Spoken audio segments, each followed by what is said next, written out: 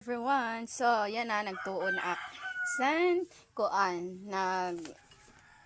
nagtuon ak san saging. Antigo kom guys, ang saging unta nga saba ihimong ko toron kay baraligya ko. Kaso ginaruan san duha nga person. Paray na, gutay na la. Idi ako sini, sunod makadara kong darling san saging nga saba, tatago ko na talaga. Kaya parang makabalik yan toron. Kaya parang may atik. So, ayun nga ni, nakakasala.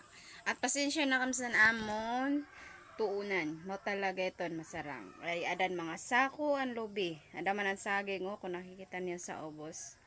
Kagutay na la. Tapos ito nagtuon. Mo talaga ito maboring. Ha? Mo talaga ito maboring kay kahoy amon gamit. Okay? May uring gad kami, kahoy lamon ng gamit. Kaya uring, babaligyan namon. Ayawat gapon ng 1,000. Usa ka sako.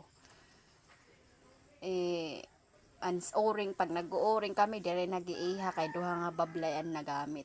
So, diyasan ako nasawa, ibaligyan na lang namon. Mga kwarta pa, diba? Maupay na ito. Kay kuan gamitong kuliwat may paggagamitan ang importante. So ayun nga ni, hay nako, yun la niyan, pakita ko sa iyo niyan.